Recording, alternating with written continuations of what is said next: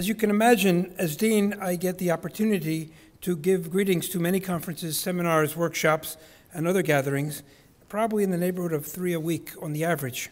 At this time of the year, it's more like 7 or 8 a week. I'm always glad to come, not the least since I get a chance to see the many varieties and high quality of the activities of our faculty, the Faculty of Humanities. However, I confess that not all these appearances touch me in the same way, not the least since there are many that deal with subjects about which I have very little knowledge or understanding. Yet today I stand before you and feel completely at home. Deans are allowed to say that at times. Firstly, this conference has been organized by my own department and institute, and in spite of my current job, I never forget from whence I came and where I return. Secondly, I was involved intimately with the organization of the first of these conferences. Thirdly, while I myself specialize in the late medieval Middle East, I try to stay abreast of more modern trends. And finally, these are heady times in the Middle East, perhaps even more than usual, and it is important for me, like everybody else in this hall and certainly elsewhere, to follow contemporary developments. The organizers of the conference have put together a rich and interesting program that deals with a number of key issues of the contemporary Middle East. I think that we have a nice mix here of international and local talent, and this is the way it should be. And of course, of the local talent, not everybody is from the Hebrew University either. In order to have the best possible research and discussion of Middle Eastern affairs, and then seek dialogue, we should cooperate on a national level, and then seek dialogue with our colleagues from abroad. At the Hebrew University, we believe that the basis for all discussion, research, and teaching on the Middle East should be grounded in a deep and broad understanding of the region's history and culture, and supported by linguistic competence. At the same time, we are fully aware of the need to deal with ongoing contemporary affairs. Our interest in history and culture never blinds us to the importance of keeping up to date. We hope that today's conference will show that we have succeeded, at least to some degree, to integrate history with current developments. This is the time to thank all those who were involved and worked so hard to get this conference off the ground. There, of course, is the academic committee. I won't name them individually. There are the administrators of the Institute of Asian and African Studies and the Department of Islamic and Middle Eastern Studies, and that's Irena Kaminsky and Irena Bolchever. And I just want you to know that it's not a prerequisite for our administrators to have the name Irena, but that's just the way it worked out. And then we have the coordinator of the conference, Yogev Elbaz. So thanks to all of them. An excellent program certainly doesn't happen by itself, and I'm grateful to all those who expended time and energy to see this project through. We thank our colleagues who joined us from outside of Jerusalem and outside of Israel, and to the latter, those who came from abroad, we wish a pleasant stay here in our city and hope that the weather continues to be nice. Finally, this is an opportunity to send our warm wishes and deep appreciation to Ruth and Mordechai Abir, whose vision and generosity stand behind this project and other projects in the realm of Middle Eastern studies at the Hebrew University. I am sure that I express the gratitude of all of us to them this morning. So I think without further ado, we can start the show. I am happy to turn over the podium to my friend and colleague, Professor Elie Podeh, the chair of the first session. I wish you all an interesting and pleasant conference, and welcome everybody to the Hebrew University. Thank you.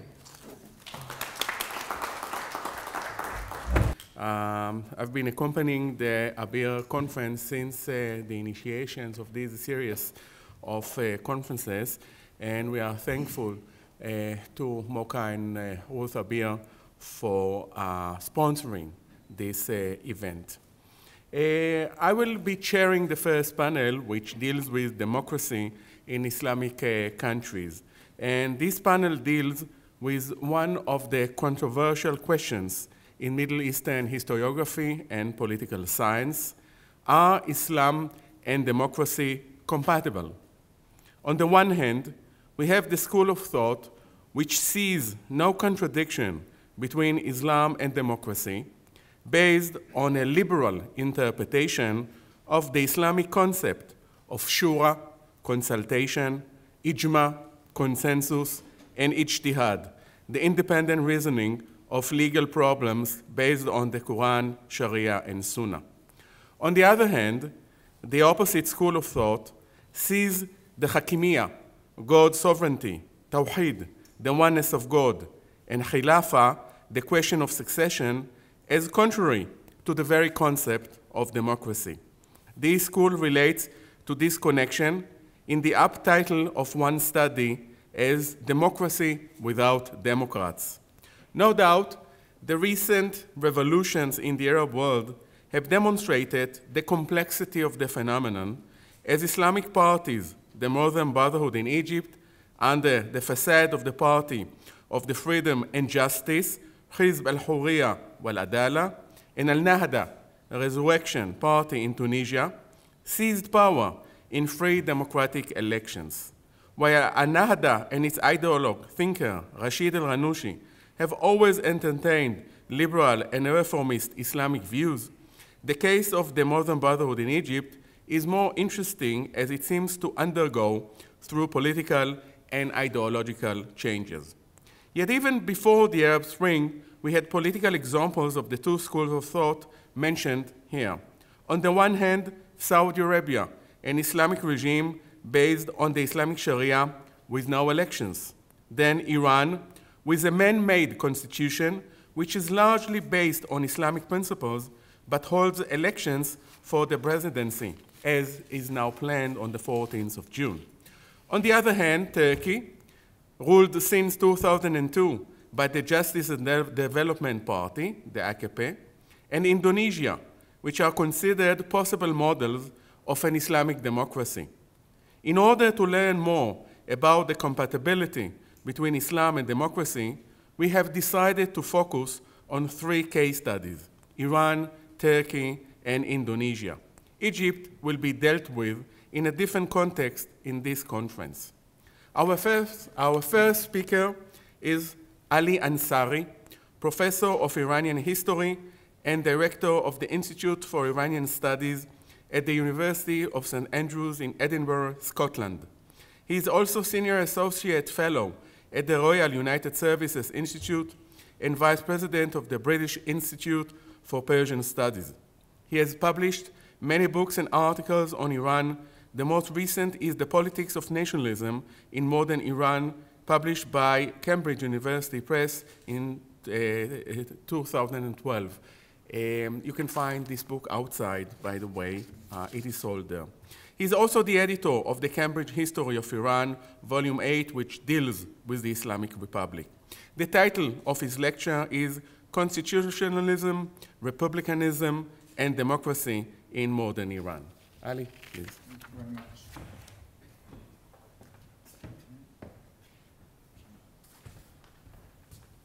Thank you very much for that kind introduction, and thank you very much for the invitation to be here. I'm going to make, if I may, one small minor correction to the introduction, and that is that say St. Andrews is in St. Andrews rather than Edinburgh, just because otherwise my Edinburgh colleagues will take advantage of this leak.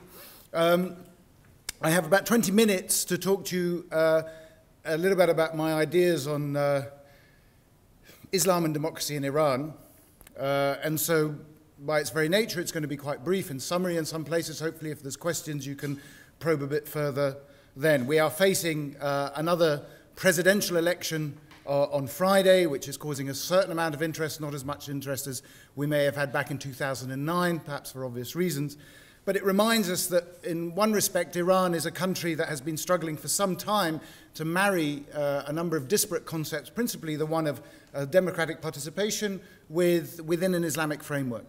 And one of the things I do want to emphasize in a way and the work I've been doing perhaps more recently is even to look at the origins and roots of that sort of democratic experiment in Iran, which has been going on for at least 100 years, had its first great moment in the 1906 Constitutional Revolution, a revolution which has largely been marginalized or dismissed by many in the Islamic Republic today, but also it's been denigrated in some cases by scholars who've seen the Constitutional Revolution as something that simply did not yield. It did not yield the results that were required, and it's certainly true that in a practical sense, it did not achieve the main aims that the Constitutionalists wanted. But in many ways, and this is what's fascinating, I suppose, that despite this political failure in a practical sense, it had made a profound ideological impact on the sort of on the mindset of Iranians. So, with the Constitutional Revolution of 1906, with the establishment of a parliament, with the establishment of basically a format of separation of powers and the restriction in power, the limitations in power on the monarch, the establishment, in a sense, of a constitutional monarchy, many of the parameters of modern Iranian politics were set. So even subsequently, when the constitution itself was largely ignored by successive monarchs, nobody was willing to abolish the parliament, for instance. Nobody was willing to abolish the fiction, at least, that here you had some form of constitutional monarchy. And what that meant is that in successive writings and in thinking of how people, political thinkers in Iran over the century that followed, there was a sort of a reference point that they stuck to. So that context is an important context. And it also helps us understand why many of the reformers within contemporary and modern Iran always hark back to a legacy that originates in 1906. For them, in a sense, their roots are much deeper and the failure is much more severe, because this is not a new project. This is a project that's been taking some time. They sometimes take a little bit of comfort from the fact that in Western Europe it may have taken several hundred years for the democratic sort of movements to finally emerge into some sort of practical reality. But nonetheless, it is something that even in 2006, 100 years after, a century after the Constitutional Revolution, there were numerous articles in the Iran, particularly in the left wing and the reformist press, saying, what the hell have we done wrong? Why are we not getting there? You know, what's happening? These things have become a little bit more acute, I have to say, in the aftermath of the Arab Spring. Now, I know a number of us have said, you know, is the Arab Spring going to turn into the Arab Autumn, and, you know, whether things are going to go in a particularly good way. But nonetheless, it was quite interesting that when you looked at Iranian Democrats, if I can use that term, looking at events in Egypt, looking at events in Tunisia, comparing it to their own uprising, the Persian summer, if you will, that preceded the Arab Spring, they sort of had to comment with a degree of reluctance and a degree of frustration, you know, why is it that the Tunisians and Egyptians can do it and why can't we? And it's interesting to see what those comments and those results were. One of the aspects of that I do want to bring out, in a sense, is that for all the failures on a practical level, there is quite a sort of a dynamic undercurrent of reflection and political thought and discussion. And that this sort of idea of a democratic compromise or a democratic solution to Iran's problems is one that does have a certain amount of substantive thought behind it. It's not something that they've just wholesale decided for the sake of sort of cosmetics that they can put on and pretend that Iran has some sort of democratic veneer. No, there are people there, as I will hopefully try and show, that have thought very clearly about what it means to develop a sort of a democratic culture in Iran. And what it centers on, really, to be honest, is the concept of rights, of individual rights.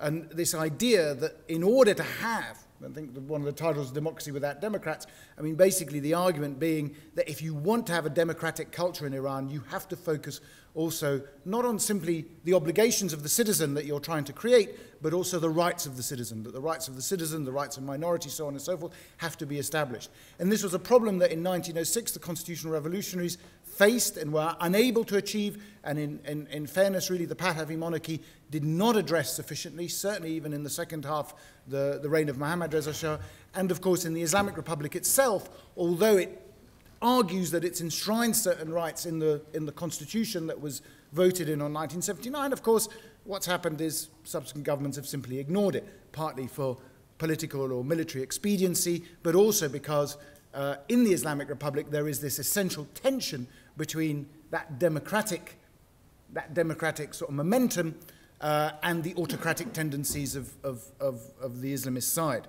So in 1979, with the new constitution, this Islamic Republic, which is a wholly hybrid construction, of course, we don't have a concept of republicanism within Islamic thought per se, this hybrid construction, you see the Iranians attempt basically to try and, how should we say, domesticate Western democratic thought, to basically say that what we have is a democratic model. In this case, they sought to base it on the French Fifth Republic with the presidency, prime minister, so on and so forth.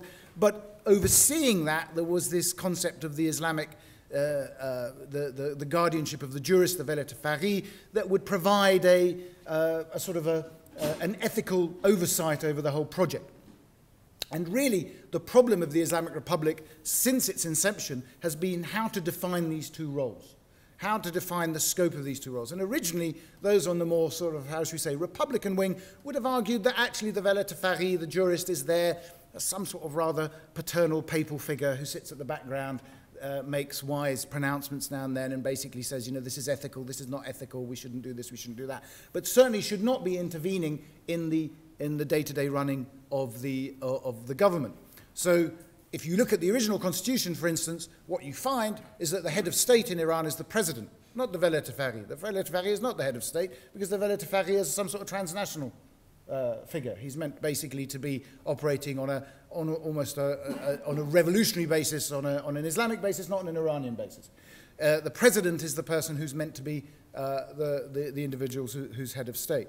But of course, the problem they had in Iran over the first 8 years of the revolution was war. War with Iraq basically ensured that many of the political issues that they sought to try and get reconciled and resolved were not achieved in that period. And of course, you had Ayatollah Khomeini as the sort of the charismatic founder of this revolution, who basically tried to keep, was able through an exercise of charisma in some ways to maintain a cohesion. But one of the curiosities and one of the themes I suppose I want to highlight in the history of the Islamic Republic in this sense is the law of unintended consequences, because some people have good intentions and what actually comes out of it can be quite disastrous. One of the first things we have to realize about the Islamic Republic is that it was founded on the basis, what really grilled, I suppose, what really motivated many of the founding members was that we must avoid at all costs dictatorship. The Shah was a dictator. We have to avoid the concentration of power in one man. Therefore, what they did is they invented a multiplicity of different organizations who would basically negotiate this settlement. Of course, they invented such a multiplicity of organizations that actually the only way it could operate was if someone at the top was able to adjudicate and judge between these organizations. So inadvertently, in their own way, what they achieved was essentially empowering the autocrat in some ways. Because in order for this system to function, you needed someone to be able to adjudicate and to judge what was going on. Now, when Khomeini was alive, he could do this. Everyone sort of listened to him. They often listened to him too earnestly. I mean, there are some curious incidents, of course. This is what charismatic leadership is all about. You know, Mr. Khomeini could then say, you know, I'm not going to read this newspaper anymore. And they'd say, right, arrest the editor, shoot him, you know, all sorts of things, which perhaps was not the intention of his comment, but nonetheless, there are all sorts of things that went on that were perhaps not very amenable to some sort of democratic culture. The other aspect comes later. After Khomeini's death, you see a change in the constitution. You see the two periods where I say where this sort of democratic experiment is I suppose attempted. One is under Ali Akbar Hashemi Rafsanjani, the former Speaker of Parliament, who then becomes president, but makes a change to the constitution to increase the powers of the presidency, abolishes the prime ministership. And again, the law of unintended consequences, which has come back to haunt everyone. There are two that they claim for him. One is that he decides who's going to replace Mr. Ayatollah Khomeini. He says, well, I've got an old buddy, he's all right, he's not terribly well educated and so on and so forth. He's probably a bit younger than me as well, so he'll do as he's told. And they find Hujat al-Islam Ali Khamenei to come and do it, and then they rapidly elevate him to an Ayatollah because he's, you know, they need to give him the title. And they bring him in, and the whole idea, and this is what's interesting in the current context, at the time it was seen that Ayatollah Khamenei did not have the capacity, the charisma, the intellect, the theological credentials to replace his predecessors, and that basically the position of Velet Fari had taken a back seat. Real power lay with the presidency. What you were seeing was the development of a powerful presidency in Iran. Well, many people have come to say that Rafsanjani has come to rue the day that he thought that appointing someone who was somewhat insecure to the position of Velet Fari was a good thing, and that has come to haunt him. The other thing which they did, and Rafsanjani did in the early 1990s, which has come to haunt them as well, is that he had a lot of problems with what he considered to be a recalcitrant left in Iranian politics, and he wanted, and this shows again a lack of foresight, he wanted to have the facility to allow elections to be a little bit more managed than they were. So what they did is they actually empowered, they passed a law in the parliament to empower the vetting body, the Guardian Council in Iran, much derided in Iran today, the Guardian Council, to be able to have much more oversight on elections and to vet candidates. This was not something that in the Constitution was really meant to be part of their role. Certainly not vetting candidates for election. They were meant to assess whether laws were Islamic or not, which was something that most people didn't disagree with. But to vet candidates in election was something else. Of course, this is also a decision that they took, I think, in 1992, which has come to haunt them because the Guardian Council has become a power in its own right, in a way. And here's the beauty of it. Whenever they vet candidates, it's completely opaque. They have no reason, there's no legal requirement for them to tell you why you have been disbarred from running. They have no obligation to do it. They don't even have to offer. It's a bit like Mr. Khamenei's nuclear fatwa. You know, there's nothing. There's no documentation, nothing. So in this way, it's somewhat, it doesn't harbor well for transparency in the system. And what you found recently, for instance, Mr. Rafsanjani has come back to bite him rather badly, of course. He tried to stand an election, and of course he was disbarred. And when they say, why were you disbarred, given that you seem to be capable of running half the other institutions of the Islamic Republic, you know, they let it leak in this, if you, particularly in Persian culture, if you say to someone, we didn't want you to stand because we think your political views are wrong, at least there's a bit of dignity in that. But if they say, we didn't want you to stand because we think you're too old, that's a bit mean, you know, that's a bit harsh. I mean, the humiliation was complete. The humiliation was complete. And of course, there was no official declaration. So these things have come really in the background to haunt the development of some sort of transparent democratic culture in Iran. And the two figures that I suppose have played most a role in trying to reconcile what Elie was talking about, this sort of compromise between Islam and democracy, one was Rafsanjani, and of course the second one, much more well-known and famous, was Mohammad Khatami. Rafsanjani said that the way to progress towards a democratic settlement is to start with the economy. He took actually a model that was very much similar to the Shah's. He said, you know, don't worry about the politics. We'll develop the economy. Once people become rich, then we'll have our democracy. But, well, that didn't work out so well. And what you had instead was a lot of people who were disgruntled with the disparities in wealth and the incompetencies of the Rafsanjani administration, such that ultimately what you have is Khatami coming in 1997. And Khatami's administration between 1997 and 2005, although I have to say it probably arguably cuts a bit shorter than that in terms of being able to do anything, was probably the most serious attempt since the Constitutional Revolution to try and impose or develop or cultivate, maybe is a better word, a sense of democratic sensibilities within the country. It was Khatami that instituted council elections, for instance. He wanted to have it from the grassroots up. It was Khatami that decided to articulate what some of us would find familiar as a sort of an Enlightenment narrative of emancipation, an Enlightenment narrative of responsibility, of rights, and so on and so forth. Not everyone saw it his way, but nonetheless, that was some of the things that he was trying to do. And for him, of course, and what they said, and it used to be said at the time, they said, in the Islamic Republic, we've had quite enough of Islam. What we really need to do is to strengthen the institutions of the Republic. I mean, it was the sort of thing that he said, and he said in one of the slogans was Iran for all Iranians, and he made a big deal out of the fact that this was actually a national movement. Now, Khatami, of course, was faced with two serious problems. One was his own inability to navigate the politics of the system, but the other was that the sort of challenges he faced, the vested interests he faced, were not were in essence stronger and willing to cause damage in a way that he wasn't willing to sustain. So basically, I mean, they were willing to arrest, shoot, assassinate, do all sorts of things that Khatami thought was really not something he'd been elected president to tolerate. So the movement is basically challenged by the beginning of, in the post-9/11 period. A series of mistakes are made, both at home and abroad, but what you see is a challenge really from the authoritarian and autocratic tendencies in the country.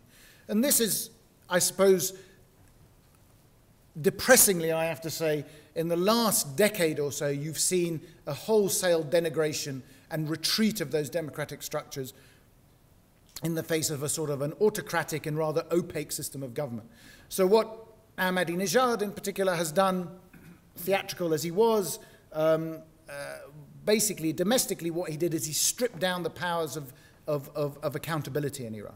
One of the striking things he did was to abolish organizations that existed since the late 1940s that were to deal with the economy, that deal with scrutiny of the economy. The parliament also was effectively emasculated of its powers to hold ministers and other institutions to account. What you had instead was an exponential growth in the size of the Supreme Leader's office. Have I got 2 minutes? Just 2 minutes. And this has been really the story of the last 10 years or so. What you've seen essentially is the growth of the revolutionary organs of government around the Supreme Leader. The Supreme Leader's office in its origins would have numbered several hundred people at most with representatives. Now the Supreme Leader's office is a vast bureaucracy. It's patrimonialism or even sultanism in its in action. And it's a vast household, a vast bureaucracy which basically has oversight over every institution in the country. And it's unaccountable to to anyone except for the supreme leader, who himself is not accountable to the people, but accountable to the hidden imam. So the structures have gone completely in the other direction. And we saw this great clash of different ideals in 2009. 2009 was when people essentially had said, enough, enough, we want to be able to, make our votes count. Now, the real dilemma that the regime finds itself in is this idea that it wants to feel, it needs to feel that it has a certain amount of public support, public acclamation. It doesn't really want public participation in a voting capacity. It's not that you can vote to choose, but you should be able to acclaim. I haven't had time really to go into detail in terms of the ideologies that reflect this, but basically what you find in Khamenei's worldview is a view that says that the people participate in order to acclaim. Their role is there simply to say, we agree. It's basically, if you look at the model of Imam Ali and Shia mythology and narratives, it's this idea that God has appointed you, the people, whether they take their time or not to recognize that you are the legitimate leader, they can make mistakes or so on and so forth, but it's up to you to eventually come and accept what God has anointed.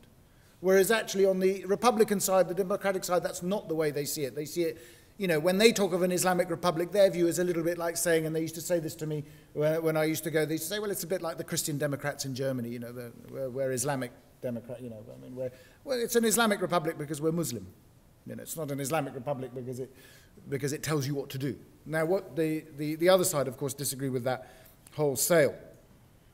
So what you're seeing in Iran today, I regret to say, as someone who has invested a considerable amount of time in this reformist project to see some sort of, I suppose, satisfactory solution, if not an ideal, but at least something that could be modestly claimed as a success, is really a retreat of those boundaries of the democratic tendency, a retreat in almost one in which they are being marginalized out of the political scene altogether. We see that with the arrest of political leaders, the house arrest, obviously, of Mousavi and Karoubi and others, and basically a performance. Politics as a performance art. And this is what we're seeing really essentially today. There are people that will tell us, and I've seen this written, that, Iranian politics is very unpredictable. Yes, well, Iranian politics can be very unpredictable because it's an autocracy. And an autocracy can be unpredictable because unless we know the mindset of Mr. Khamenei himself, it's quite difficult to know exactly what he's going to decide on a day-to-day basis. What we do have a good idea is that the power that has been built up and consolidated over the last decade is unlikely to be relinquished so easily, and unlikely to be relinquished without a fight. So what we're really seeing, essentially, is that instead of voting for a president this time round, what Iranians are really voting for is a prime minister who will manage the system but will not take any decisions that matter. And Khamenei has already said on several occasions that candidates should not interfere in aspects of national security or foreign policy. This is not your remit. Your job is just to manage the system and make sure that people get fed at night. But that's about it. And this is basically what certainly candidates who are most obvious in his camp are talking about. Some, interestingly, are beginning to try and generate a bit of support by moving off script. And, Iran always has a certain degree of surprises in store in this respect. And one of the reasons I would say we always have to be a little bit wary of this is that the people as a whole tend not to follow the script set to them by the leadership. At this stage, I'd have to say I'm agnostic is an optimistic way of putting it. I'm probably quite pessimistic about any form of serious political participation in this current election. I think Ayatollah Khamenei is spoilt for choice, so there is a choice, but it's a choice of people who are going to be extra nice to him. I don't see a particular significant change coming out of the elections on Friday, although I'm more than happy to be corrected if something else happens, but that's my own prognosis at the time being. And really what we are seeing is this retreat of the democratic experiment. And I wouldn't put it more than a democratic experiment because many things have been left undone and unsaid. What perhaps does give us a certain room for optimism in the long term is, again, what I go back to at the beginning. That the project, the democratic project in Iran has a long historical pedigree. And it's one that's not based on, essentially on a shallow foundations. It is there, it exists. It's a question of being able to actualize what's going on. It's a question of the leadership and the vision being able to come and make this a reality. So the foundations, or what I call the democratic architecture, is there. It's rather well worn at the moment, and it's not looking in great shape, and it could do with a bit of repair. But it does exist, and it could be regenerated. But at present, what we're seeing really is, as I said, is a performance, politics as political theatre, politics in order to shore up this autocratic elite, and politics as a presentation really for the outside world. And I will leave it there. Thank you very much.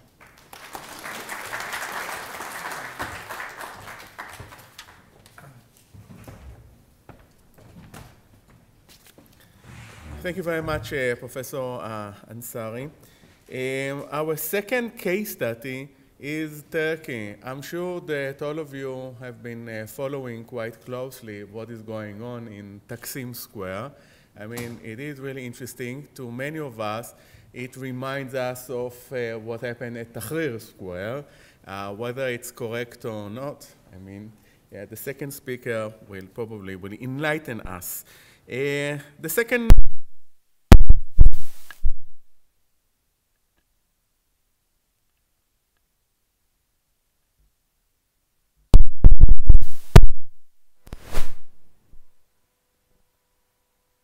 fortunate to have with us Professor Kivanc Ulusoy, and we are thankful for his willingness at the last moment to take part in this conference and deliver a lecture.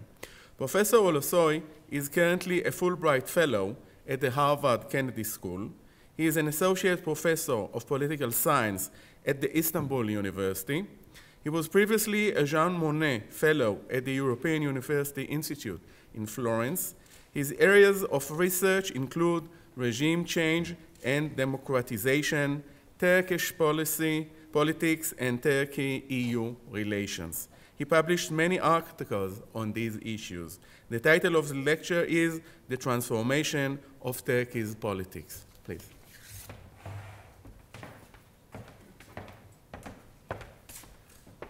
Thank you very much, Professor Podeh. Thank you very much for this invitation too. Even though it's in the last moment, I'm very pleased and honored to be able to speak to you in this critical juncture that Turkish politics, yes, has been passing through. Is it all right that you hear? So I would like to, in fact, shape my presentation based on few points. And probably in the discussion I might enter more onto more onto what's happening in Turkey currently and what brought Turkey to this point currently we have been facing. And in the context of the of this workshop, basically with regard to democracies in the Muslim world, when I think about Turkey's democracy, I have to highlight probably few points that is crucial in understanding and also a kind of delivering a structural perspective when looking at Turkish democracy. First of all, we have to underline that Turkey has been implementing electoral politics, electoral democracy since 1946. Since the end of the Second World War, Turkey was able to pass successfully to a multi-party democracy. And briefly stating, Turkey's politics could be characterized as party politics. So these basic aspect of democracy, doing elections, changing government through elections, is widely and highly institutionalized in Turkey, and we know that this is an important, even this was very surprising for us. For instance, the latest elections that we conducted in 2011, we were able to know the results in one day. So people went to ballot box and they voted from 9 to 5, and at 9 p.m. we knew more or less the results of the elections. So by the midnight we knew very well what happened, what was the result of the elections. I think this is an important first aspect. So Turkey is able to conduct regularly and quite in a transparent way elections, and the party politics function, the parliament function, basic institutional framework that we can call, procedural aspects of democracy functions in Turkey. This is a basis that we are speaking about when we speak about Turkey's democracy. Secondly, Turkey's democracy has been structured by the European frameworks. So we should not forget Turkey-EU relations. This is not just negotiations between two parties actually, but this Turkey's relations with the EU or the European institutions in general structures Turkey's democracy. Turkey, just before its membership application in 1987, accepted the right of individual petition to European Court of Human Rights. So this radically changes Turkey's the relations between state and individual in Turkey. So individual can go and can use the European institutions, European Court of Human Rights as a main interlocutor to defend his or her rights. So this is important, and I should also underline the EU's role over the past decade with regard to Turkey's democratization. You might remember in 1999 and 2001, Turkey faced a kind of double crisis because of the earthquakes that we lived in 1999 and 2001. Financial crisis. Since then, with the coming of the Justice and Development Party, currently governing the country, to power in 2002, the Turkey's EU process has been, boosted and also strengthened. Turkey conducted between 2002 and 2004 9 reform packages, changing radically the institutional structure of Turkey's democracy, basically with regard to civil-military relations, and the role of Security Council has been, sidelined, and the Turkey's politics turned to be more kind of civilian politics in this respect. So this was an important process, but as the EU reports published since then, since the 1998, underlines significantly that there has always been a problem of implementation, and probably we can underline this problem of implementation brought us to this juncture in Turkey, that we need to reconsider Turkey's politics under the recent events. So let me underline again both Turkey's party politics and basic procedural democratic aspects, and the EU, Turkey's relations with Europe in general, structures Turkey's democracy. These are the main components that we should underline. And the EU, Turkey's EU relations change Turkey's politics and made it more open to outside, let me say, outside pressures, because the relations with the EU kind of institutionalized the outside European pressure on Turkey's democracy in this respect. However, we know, and we have been facing openly, that the EU leverage has been weakening since 2006 because of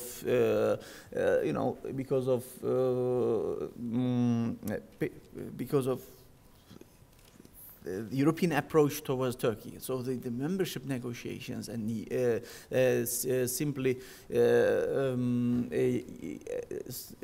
get frozen. Many of the negotiation chapters with regard to implementation process of Turkey of all these reform packages has been frozen, and Turkey's governing party, Justice and Development Party, was actually not pushing the process very significantly and very, wholeheartedly. What can I say? And also, probably I should also underline that the Justice and Development Party was able to use, in a way, the EU leverage to marginalize the military in politics. So currently, as we have been seeing, Turkey's politics turn to be civilianized, but Turkey's politics turn to be much more complex in this respect. So Turkey's current government, which is basically an Islamist government, apart from leaving the democratization process boosted or pushed by the EU accession process, started to implement some of the Islamist priorities that they had in their program. So they were able to use and they were able to instrumentalize basic open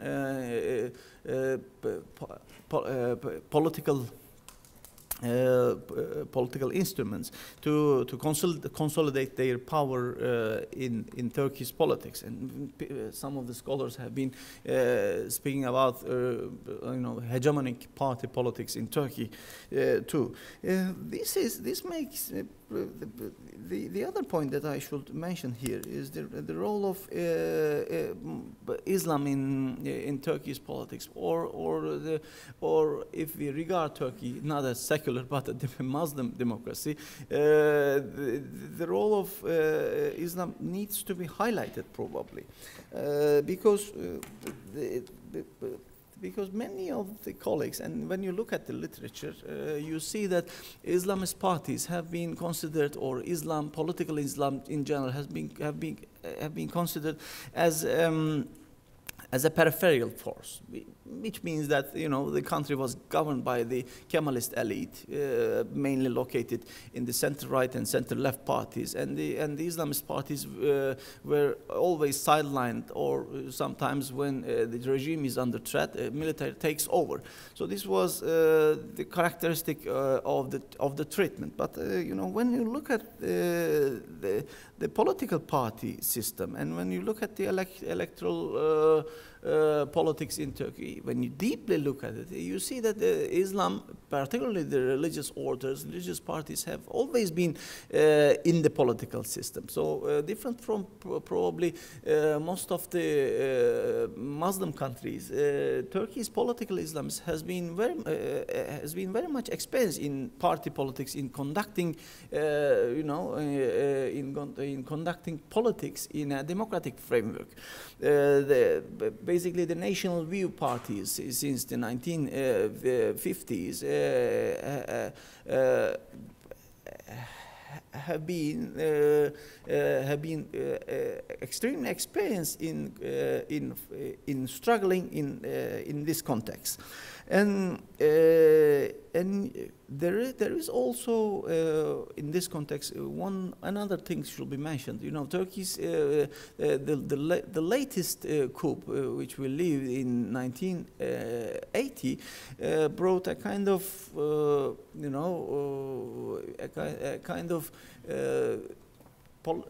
change with regard to the role of Islam in Turkey's politics. So the Turkish Islamic synthesis, which was appropriated as a kind of state ideology, a regime ideology in the 1980s,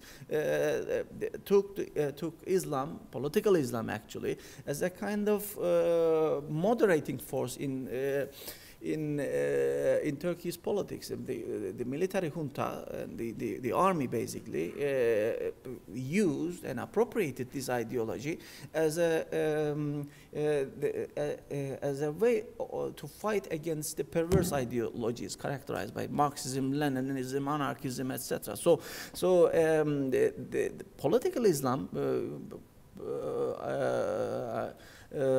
is not a marginal force. It has not been a marginal force. Has always been both in party politics and also has been appropriated gradually by the regime, by the Kemalist regime, as a kind of moderating force or as a kind of as a component of state ideology. This is I can say that most of the treatments of political Islam in Turkey are mistaken in this respect, because they always treated or considered political Islam as a kind of marginalized force coming from the periphery. No, it was institutionalized. They were part of the institution. Islamist parties have been in the elections, and there is this what we call Diyanet religious directorate, who is part of the regime actually, who is part of the institutionalized structure of the regime, and also many of the center parties have been, recently over the past decades, openly negotiating with the religious orders with regard to votes. So the party which was famous with incorporating segments of political Islam, religious orders, etc., to mainstream political agenda was Motherland Party, which was a party of political transition of the 1980s. So, they were mainly, to my analysis, the part of the regime, and probably this basis might give us some clues with regard to how to analyze currently Turkey's Justice and Development Party. How let me re-mention it in this way, how Turkey's current government, Justice and Development Party, has been able to consolidate its power. It was, for some people, it turned to be, for some analysts, it was a kind of difficult process, because Justice and Development Party struggled against the army, Kemalist elite, etc. I think this is also partly true, because when you see from the 1980s onwards,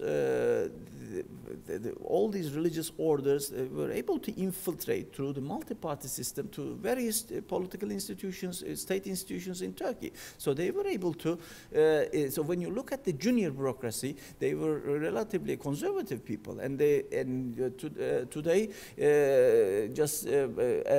Prime Minister Erdogan has not very much difficulty in convincing let's say the state administration in the universities, in the internal ministry, in police, etc., to incorporate them, which makes which explains how Justice and Development Party was able to consolidate itself in the state. So they have always been part of, or a junior part of the regime, and they were able to now, over the past decade, thanks to EU leverage, come to the higher even in the bureaucracy, to higher echelons of power. This brought, of course, probably a kind of self-confidence to them. Recently, Prime Minister Erdogan, I have been following from outside, of course, over the past 1 year,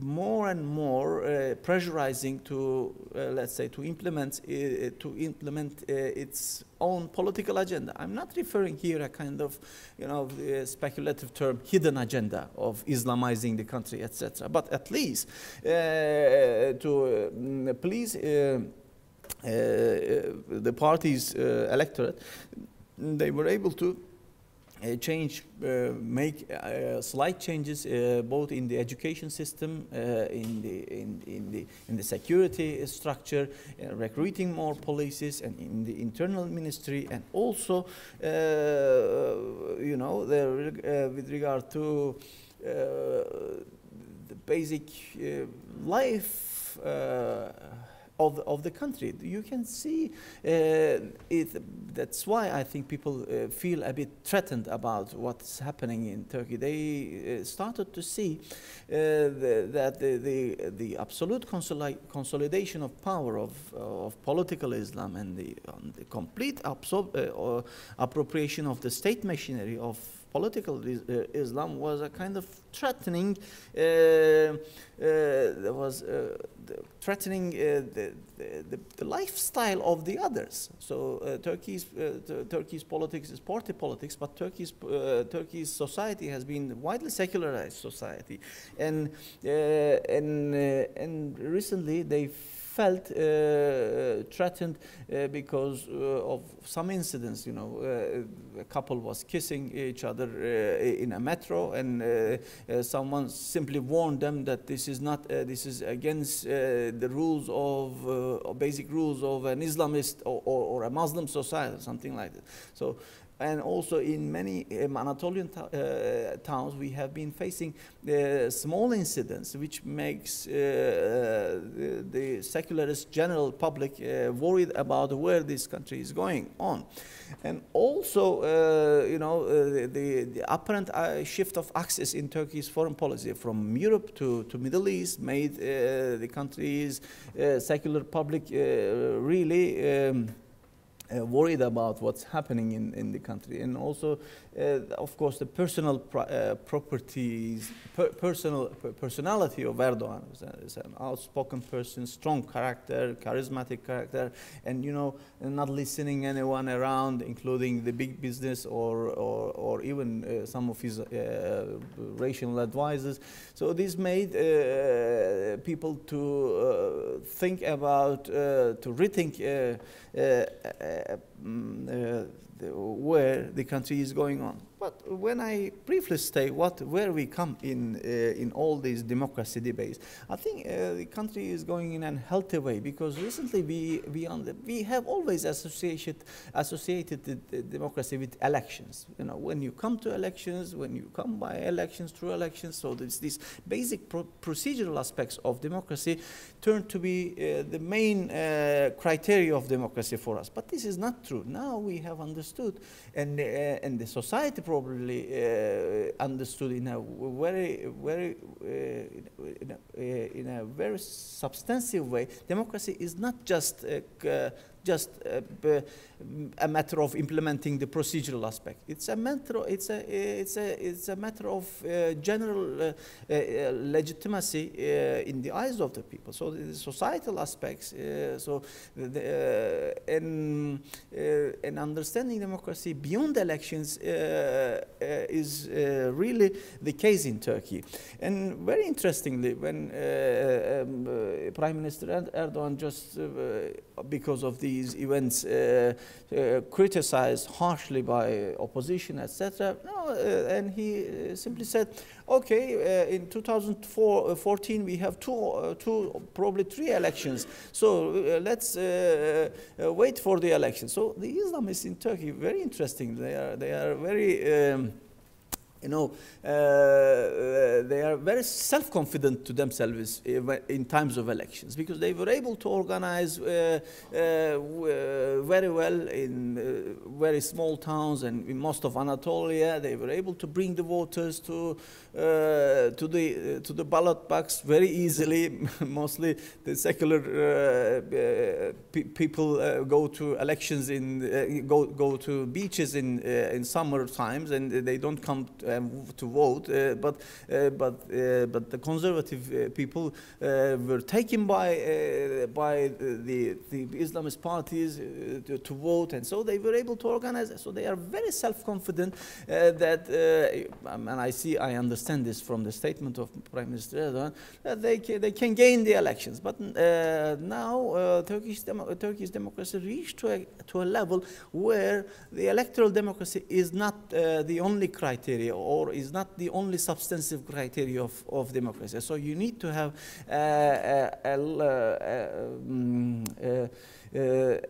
a criteria beyond that, which I refer to a kind of deliberative democracy, actually.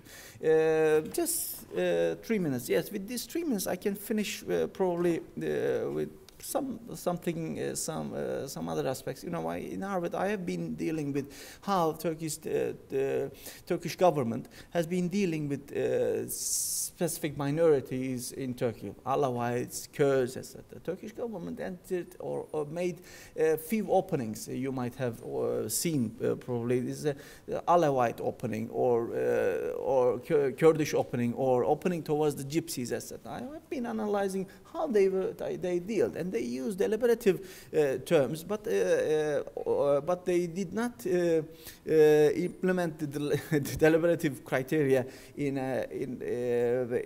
those aspects. I have I have seen in 9 workshops that they organized to deal with the Alawites. You know, they simply used they simply try to incorporate them to their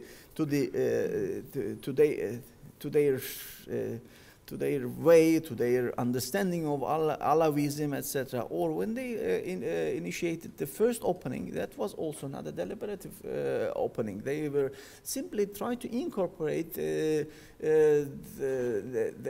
those minorities to the regime, not recognize them as, let's say, as autonomous entities, as autonomous groups, which you know, in Turkey's democracy. So this is true for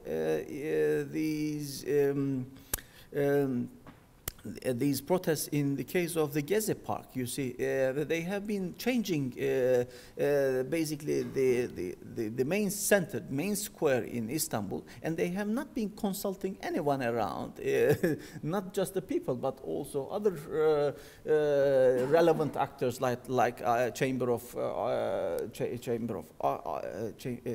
Architecture, chamber and various chambers dealing with local renovation or local regenerations, etc. So you know, the elections bring them to power, and they gain 3 times the elections, increasing their votes. But those elections does not make them to listen the others around. So we came to a very critical juncture, I think, in Turkey's democracy, where election does not mean the only significant component of Turkish democracy. Let me finish here, and I can respond in other ways to other questions. Thank you very much.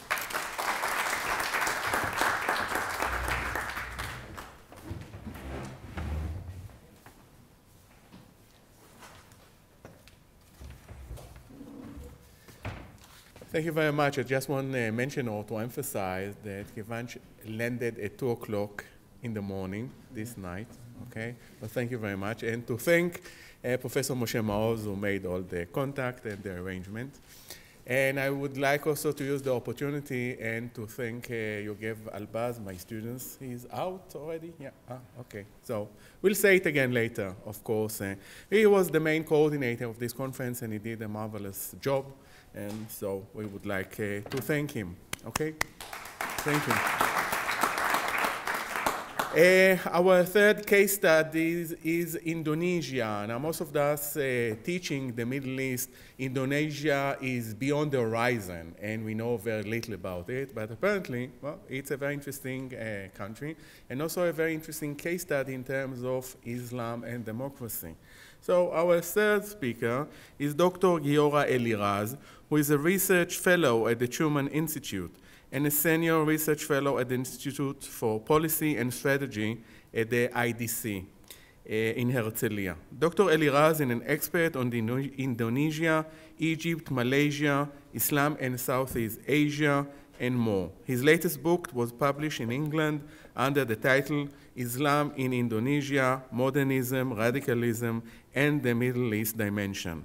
The title of his lecture, An Almost Unnoticed Democracy, the Distinctive Indonesian Model. Please.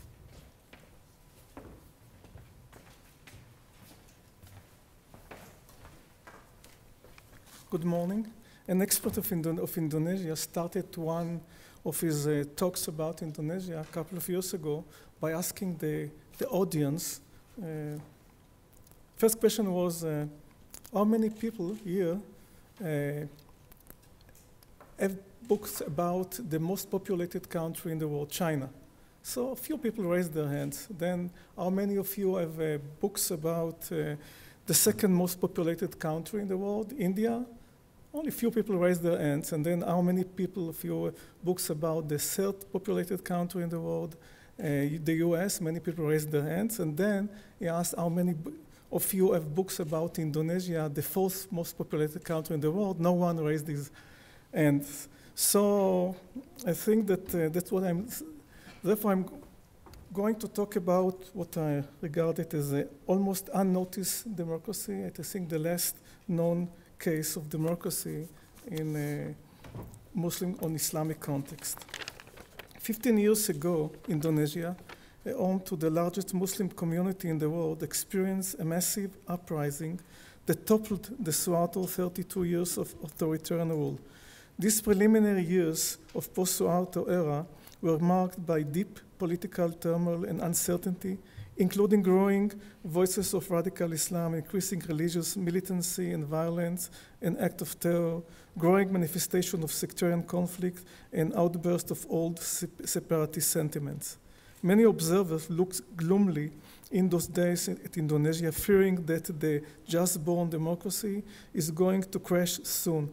It was not before 2004 and only after the second parliamentary elections that in the first direct presidential election of that year, that observers started to believe that the new democracy in Indonesia is not an ephemeral experience. Now, though Indonesia is not yet a full-fledged democracy, it displays many attributes of consolidated liberal democracy. For example, an effective mechanism of changing government by free and fair elections, open democratic channels for political participation, significant improvement of civil rights, and considerable reduction of military involvement in politics. Due to the fact that almost 90% of the population are Muslims, Indonesian democracy can be considered as a distinctive also in this sense. Thus, this model of democracy frustrated hopes of many Islamists to achieve a leading position in post-Suharto era and to replace the secular-oriented state ideology, the Pancasila, by the Sharia laws. In the three parliamentary elections of the Reformasi era, democratic era, political parties with secular national-oriented ideology got the majority of votes.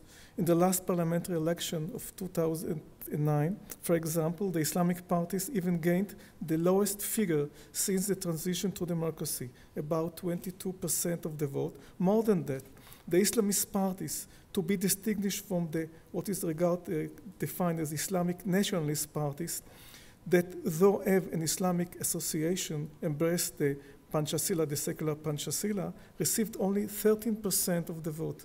Now, when much of the political attention in Indonesia is directed toward the parliamentary and the direct presidential election of 2014, it is even argued that due mainly to declining popularity of Islamic parties, they have started to adopt an inclusive, pluralistic, and pragmatic strategy for getting more votes. Accordingly, these parties downgrade the claim for formal establishment of Sharia law on one end and adopt democracy as their main strategy on the other end. Salient also is the distinctive Indonesian model is the fact that the incumbent president, Susilo Bambang Yudhoyono, the same as his predecessors, is committed to secular-oriented political worldview. Elections results prove that such perception, in particular separation of state from religion, is widely common in the Indonesian society, even though the religion has a great significance in the personal life of the majority of the population. It was the huge moderate Muslim mainstream organization, Nahdlatul Ulama, that claimed it's about 40 million members, and Muhammadiyah that claims about 30 million members, who strongly and publicly denied Islamist efforts done in the first years of the transition to democracy to introduce the Sharia into the constitution and to challenge in this way both the state ideology, the Pancasila, and the constitution that avoid setting Islam as state religion. This distinctive Indonesian model also includes gender equality to a degree that enabled a woman, Megawati Soekarno Putri, to be included among the presidents of the democratic era. Indonesian democracy also showed increasing determination and effectiveness in fighting terror carried by militant Muslims. This government and Muslim mainstream organization also cooperate in waging a war of ideas against extreme religious doctrine and encouraging interfaith dialogue. Both government and civil society organizations also try in the recent years to go beyond a mere concept of religious tolerance that has a patronage sense, namely showing of tolerance by superior majority towards the inferior minority, by promoting a more egalitarian concept of religious pluralism, a concept that requires active efforts to understand differences through dialogue and place all religions on equal footing in every aspect. Nevertheless, one cannot ignore the shortcomings of Indonesian democracy. Islamic militant groups, inspired also by hatred to the other, are still active. The permission that was given to the Aceh province in early stage of the post-Suharto era as part of special autonomy that was granted to this province to establish a system of a Sharia as an adjunct to the national civil and criminal law has enabled enacting of many Islamic bylaws. These Sharia-based bylaws that are often harshly enforced in Aceh by hardliner moral police severely discriminate women and increase religious intolerance. The decentralization policy initiated by the democratic government for responding to long-standing anti-central government sentiments, especially in Outer Island, are used by Islamist circles for advancing of Islamic bylaws at local level in other parts of the archipelago. Similarly, these Islamic bylaws also often violate pluralism, democratic freedom, women's rights, and rights of minorities, let alone basically contradict the spirit of Pancasila. Also evident are acts of intolerance initiated by radical Islamist groups, mainly against Christians and Ahmadi community, whose beliefs are considerably heretical by many conservative Muslims, let alone by radical Muslims. Shiites are also sometimes persecuted by hardliners. Complaints are leveled in Indonesia itself against the authorities for not being determined enough enforcement of law in cases of intolerance offenses, though they're understanding the threat posed by extremist groups to the highly diverse Indonesian society. The huge middle class is also said to avoid taking concrete political action for addressing growing manifestation of religious intolerance. In spite of that, one cannot also ignore the substantial and impressive distance that has been covered by Indonesia since 1998, while walking through the democracy. So what are the keys or the root causes for understanding the impressive transition to democracy in Indonesia? Actually, the causes are numerous and varied. One of them, for example, is a tradition of pluralism that should be seen in the context of a local culture of the Indonesian archipelago. This long-standing tradition of pluralism, to use modern term, is well anchored in the highly diverse Indonesian society and has roots in the local Indo-Buddhist cultures that contain pluralistic motives. Remarkably, significant pluralistic motives have not left untouched Islam in Indonesia. Thus, for centuries, intellectual and organizational pluralism have been a distinctive feature of Indonesian Islam, and there were diverse ideas and religious views about the way to be a good Muslim in the Malay Indonesian world. But there are some other factors that have more direct casual relationship to the Indonesian transition to democracy. Two of them have high explanatory value and are connected to accumulation of development in Indonesia since 1970s. The first factor is a massive emergence of what Robert Effner coined as civil pluralistic Muslim. According to him, civil pluralistic Muslim have a key and distinctive feature of Islamic resurgence in Indonesia. And I citing, denied the necessity of a formally established Islam state, emphasized that it is the spirit and not the letter of Islamic law to which Muslims must attend, stresses the need for programs to elevate the status of women, and insists that the Muslim world's most urgent task is to develop moral tools to respond to the challenge of modern pluralism. This vital element in the Indonesian society of strong, organized, massive civil society, based to a large extent on the Nahdlatul Ulama and Muhammadiyah, and the numerous non-governmental organizations affiliated to them, started to emerge mainly since 1980s. In the wider context of considerable growth of a new middle class and increasing private sector due to rapid economic growth. This massive and civil society, dominated by Muslims, is inspired in the public sphere by pluralistic and democratic values, and at the same time to Islamic faith in the private sphere. This same Muslim civil society led Indonesia to democracy and is leading it now in the process of building democracy. The second element that is closely interwoven with the former is the liberal Islamic stream of thought, in particular its formative manifestation that emerged in 1960s, early 1970s, and is known as the neo-modernism.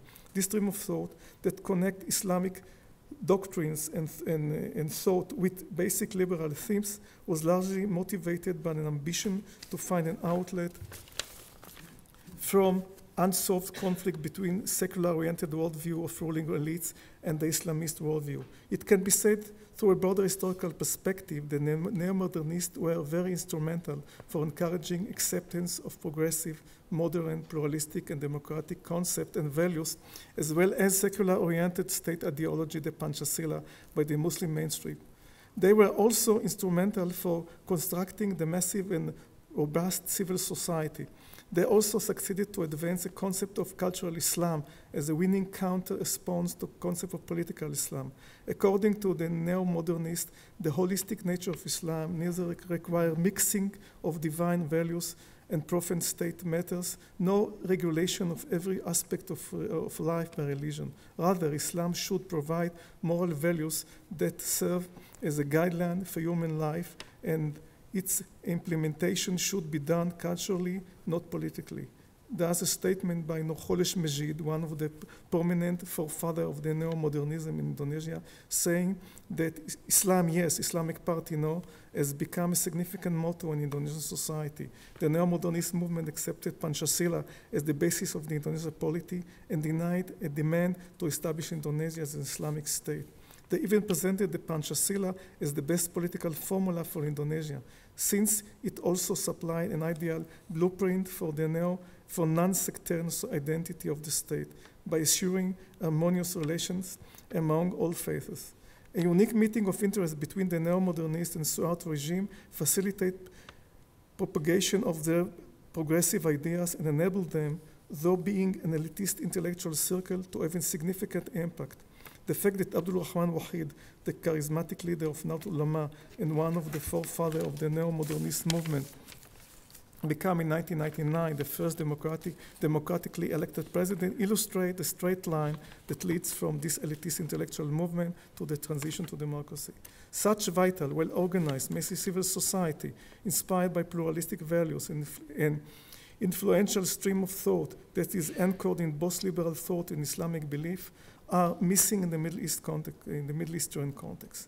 Thus, these two elements that suggest significant keys for understanding the success of the Indonesian society to build democracy offer also insightful perspective for thinking of the future of democracy in the Middle East, in particular in Egypt, that is most suitable methodologically in our region for a comparative view on Indonesia.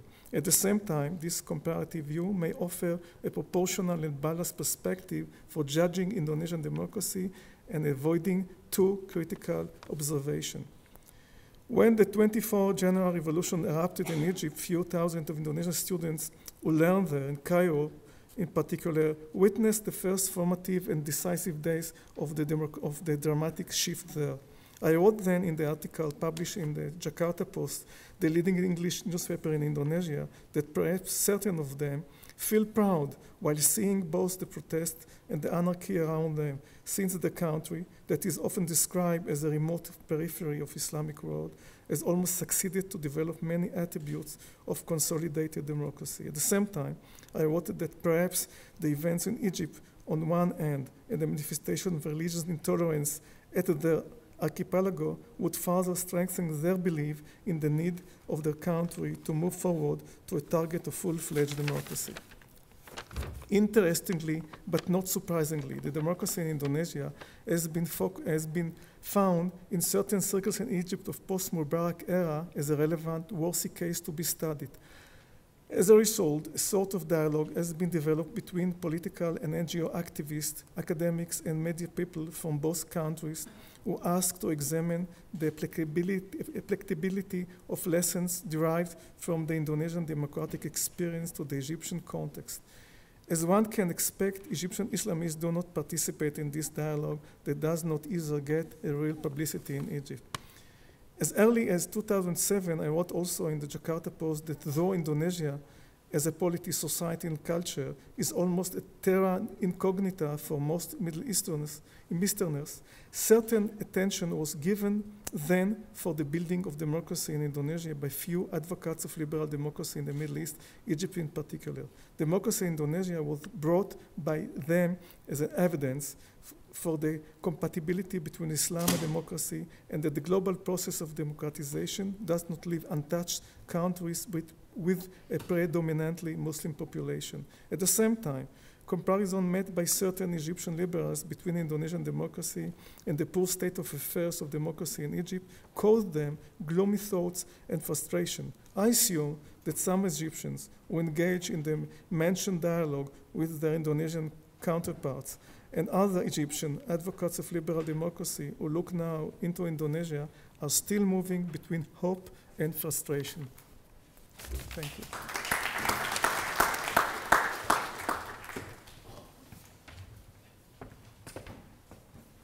Okay, thank you very much, Giora. So we have enough time, at least 15 minutes, to have a discussion. So I invite remarks, comment, questions, but please be short and concise. We have a microphone, or people just stand up and speak? Yeah, okay. Yes, questions. Yes, please. Just a minute. In a minute. First of all, yes. כן. תודה. השאלה שלי לפרופסור אנסרי. Professor Ansari, this is your question. I will translate it. רק אתמול באוניברסיטה אחרת הציע פרופסור סטיבן דייוויס מג'ונס הופקינס את התזה הבאה.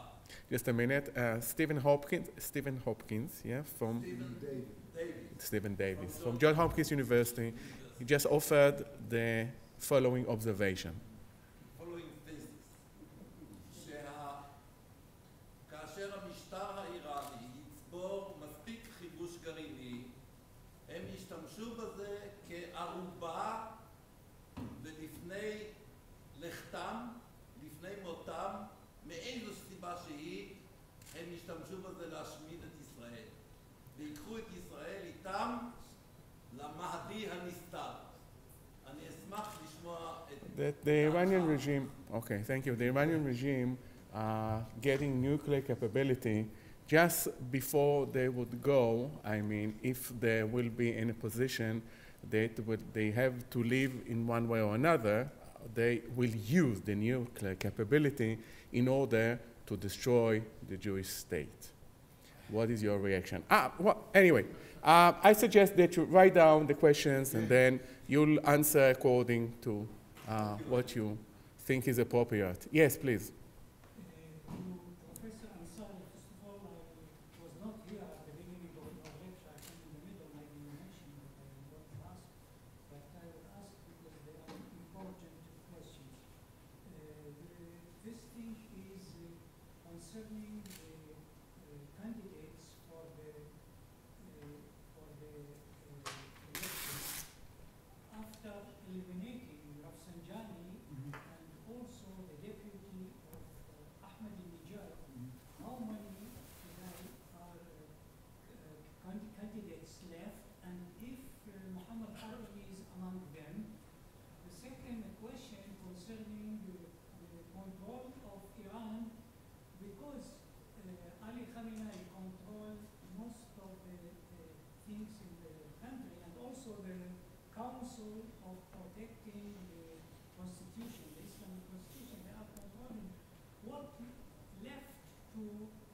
majlis to do? What are the limited authorities to do?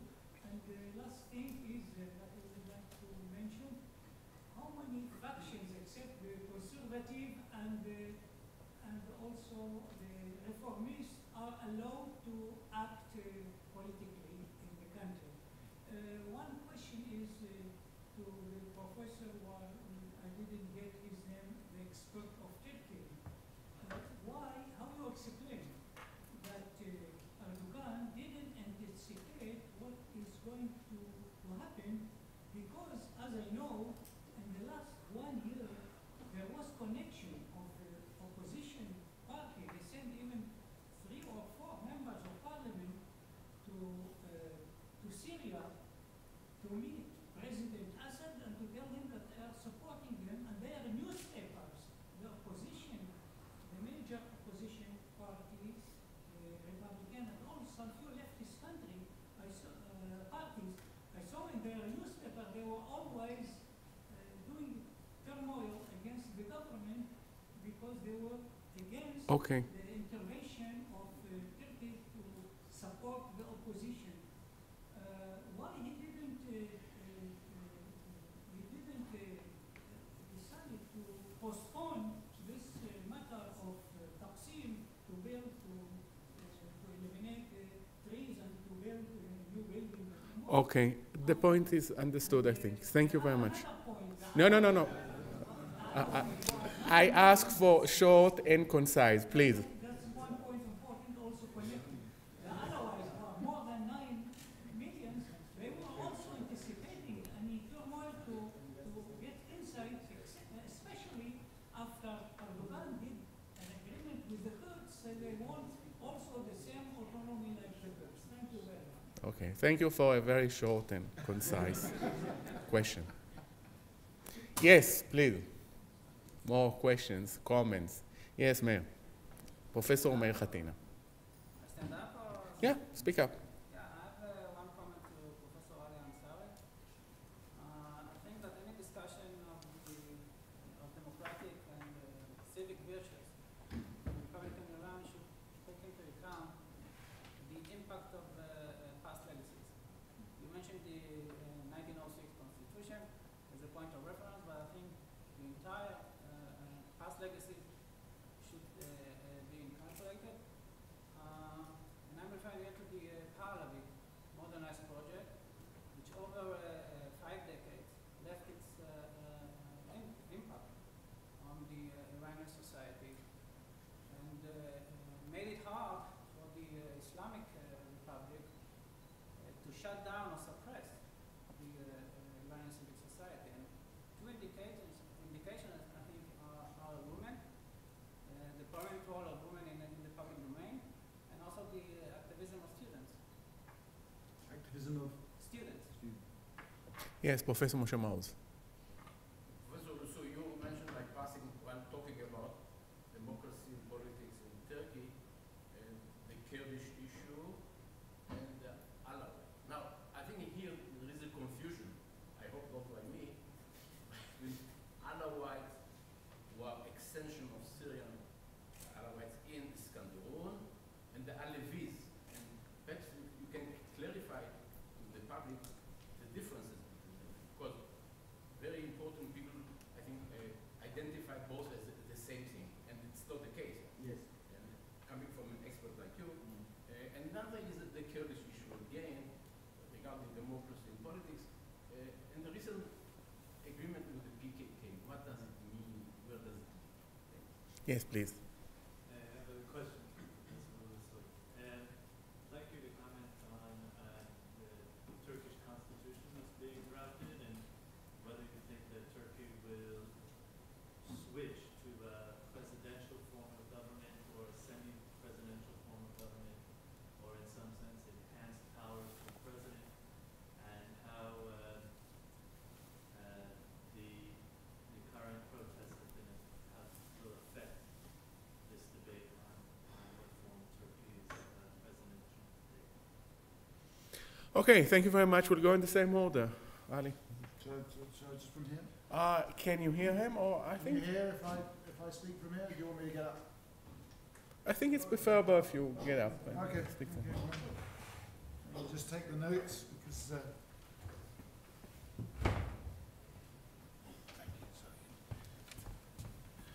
Okay, now with a list of questions. I hope I answer these in sufficient detail, but you'll forgive me if they're a little summary in some cases.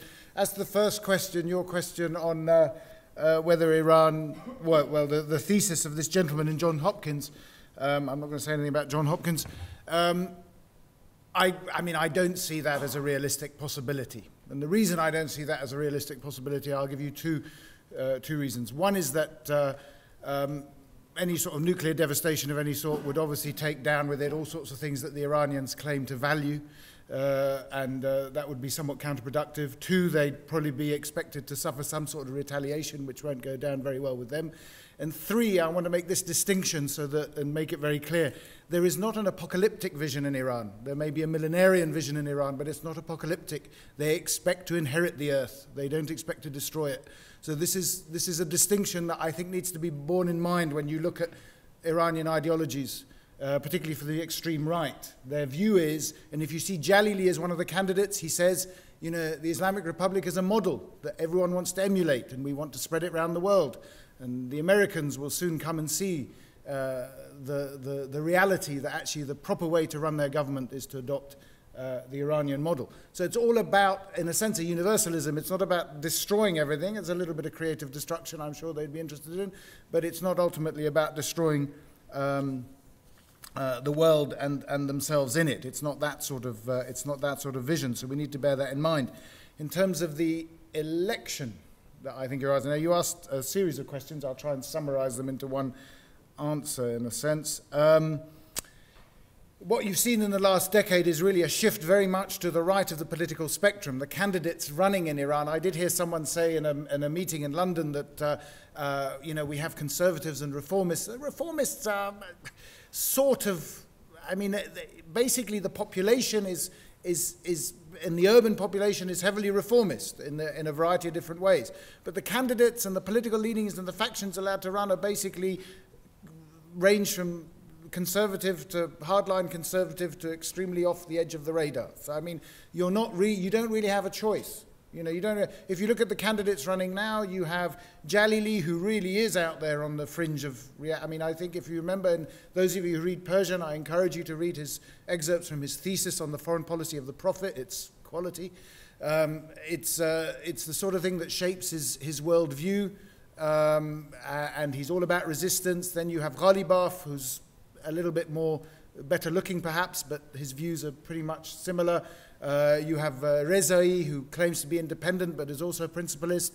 Velayati, meant to be more debonair and so on, but again, all part of the leadership's office effectively.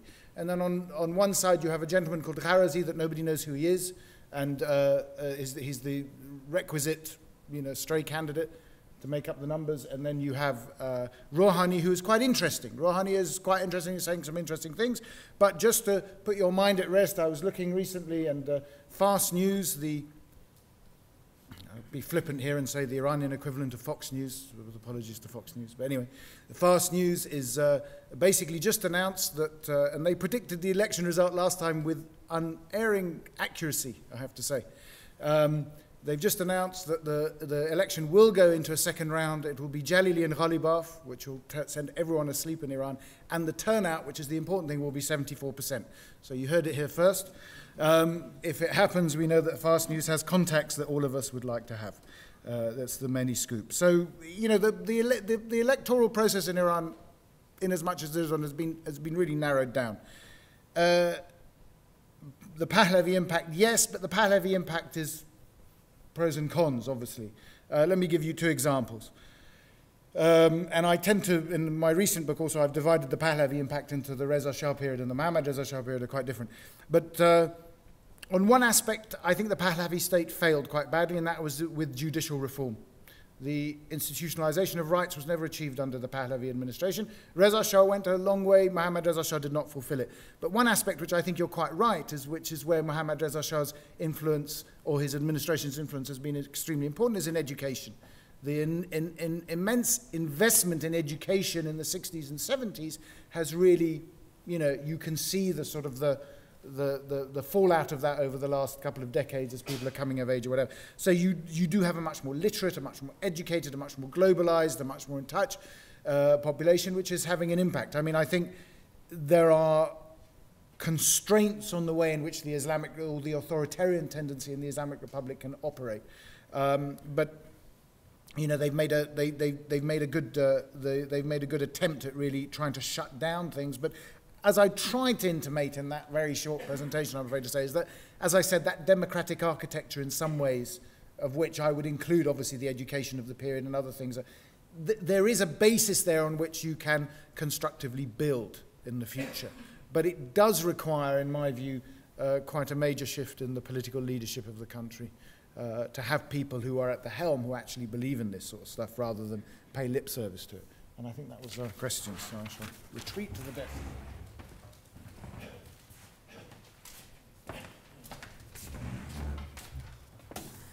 Thank you very much for the questions.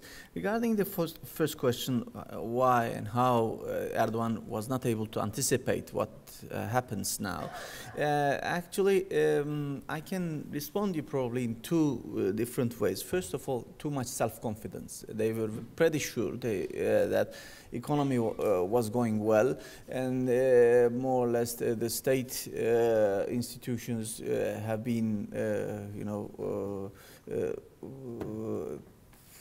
governed well, so they were thinking, and also they were able to appoint the relevant cadres to those institutions, university boards, and everywhere. So they were pretty sure that they were able to consolidate their power relatively well, and also they were able to marginalize the military from the politics. So this is too much self-confidence. Secondly, I can give you probably some clues with regard to my latest latest observations with regard to these protests. I think there are two kinds, because, you know, I arrived to Istanbul on Tuesday, and I stayed there 3 nights. I went to those to various places where the protesters met, and also the Taksim Square. There I saw that the protesters were mainly university students, sons and children of middle class, relatively well-off middle class people, and also hippies, and you know, they are not an extremely organized and politicized movement. They said simply they reacted to the overreaction of the government, and you feel that that is different from the protest. The character of the protest is different in other towns, in other places in Anatolia. And then from Istanbul, I went to my hometown, which is Antioch. Then I saw there, I visiting various protesters in protests in different cities, that there the protesters were more politicized, and there were also ethnic and religious grounds behind the protesters, and also the Kemalists and the small Kemalist groups. They were the ones organizing or leading the protests, etc. So the character of the protest from a civil reaction to overreaction, a police reaction of the government, turned to more and more politicized and expanded. And I think this owes mainly to the bad handling of the government to the protests. You know, this was the case in many other Arab Spring cases. You know, so the government, police reacts in such a brutal way. Then their families come. The society reacts. What happens, etc. And there was already a tension in the country because of too strongly consolidated power of Erdogan in his cabinet. So there was already over the past 1 year, I saw that the country was moving, and they were not. People were not very happy about how it was governed, and you don't see it in the media, which is a surprising thing.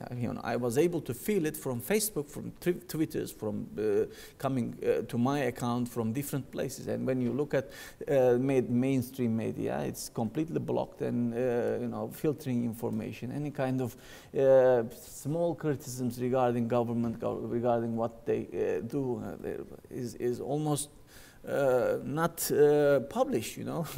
They didn't publish even few of my articles to these major newspapers, and they were not very reactionary, but simply criticizing some of the policies of the government.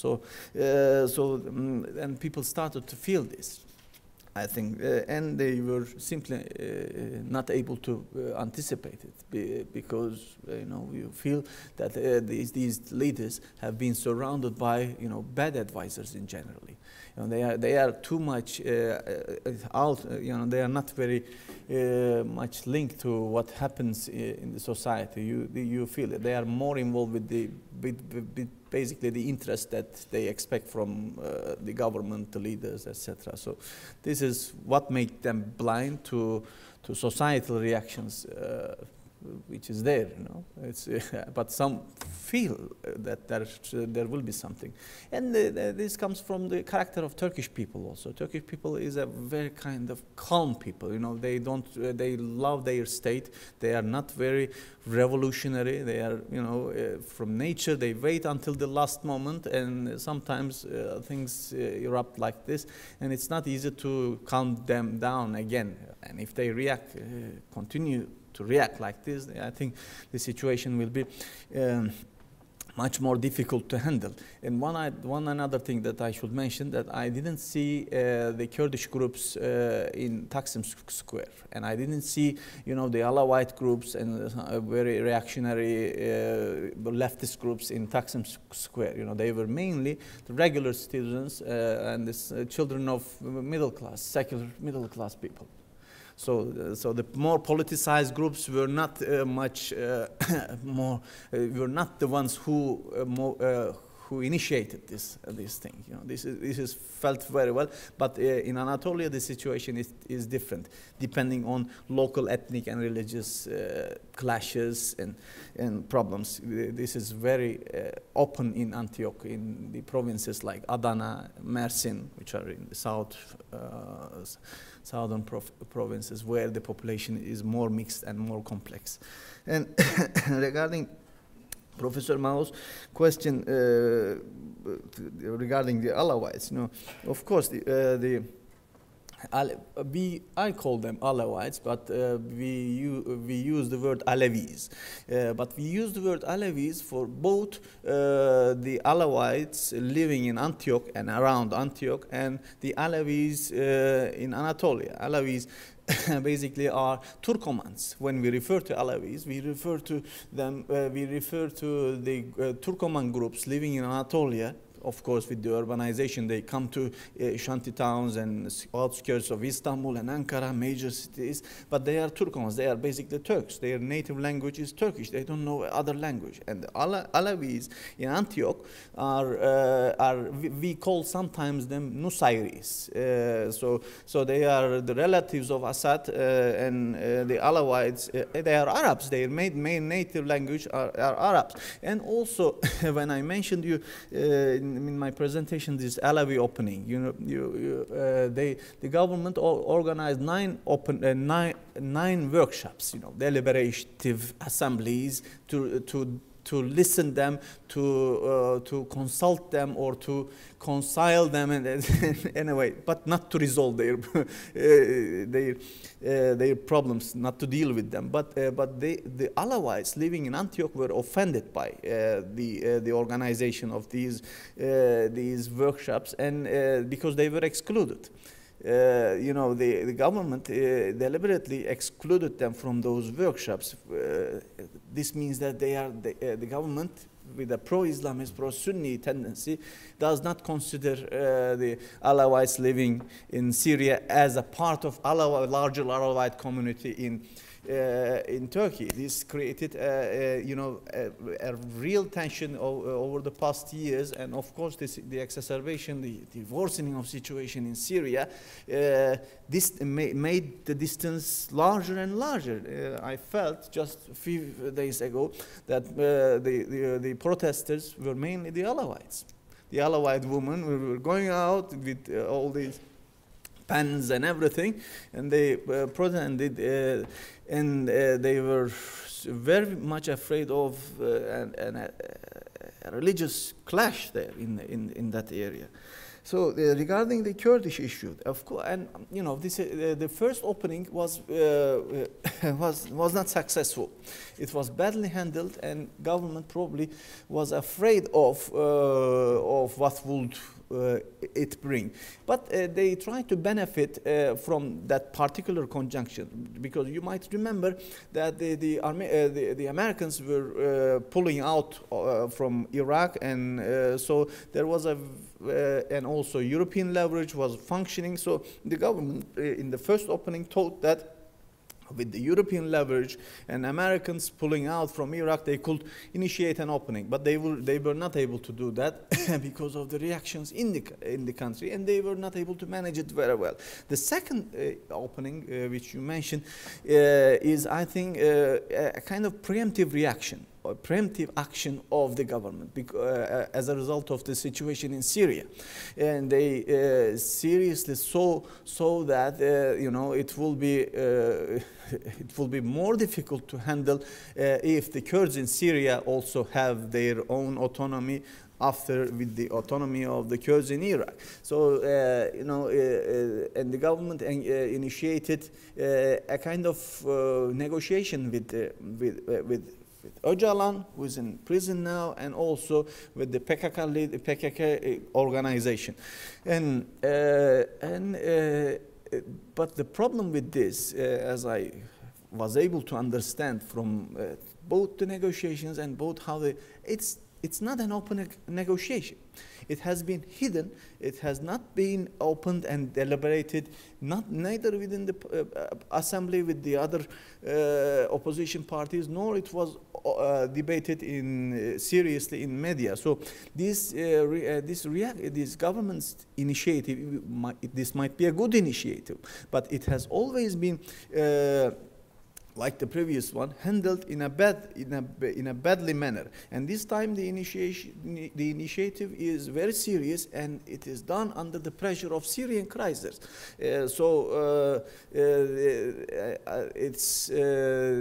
I think government or Erdogan and his close team negotiating with the PKK guerrillas is not a way of proper or healthy way of resolving this big, large conflict. And in the end, we have been observing that the PKK guerrillas have been pulling off from Turkey silently, or as I have been hearing in various occasions, that they simply leave their guns and go into the villages where they lived previously. So they are there, or some of them pulled out. But my point is that it is not handled in a deliberative way. It is not handled in a transparent way. I understand the issue is very serious, very tricky, and very sensitive. But you can't hide such a major problem from the people's eyes, stating that now I'm democratizing the country. So I prefer always that they should enter the dialogue more and more with country's people, because this is relatively a well-educated people's country. People know and read and use internet, etc. It's not easy to hide things. And yes, last point regarding the presidential Turkish constitution. I think, as far as I see, these recent events will, I understand, or my sense is like that the recent events will push Erdogan to step back in engaging or in initiating a presidential system, because this is one of the items that derives very serious reaction from people because they were afraid of kind of establishment of a dictatorship through in the name of changing the constitution. And I think, I mean, when I look at the debates whether parliamentary or presidential system is good for Turkey's democracy, I mean, I prefer the parliamentary system, parliamentarian system. You know, this is, as in the previous case, the Kurdish case, you know, in a presidential system, Kurds will not have any chance to be a president. But in the parliamentary system, Kurds can be part of larger coalitions and can be prime minister. So I think soon major political groups will understand that the parliamentary system will function in a more democratic way than presidential one. Thank you very much.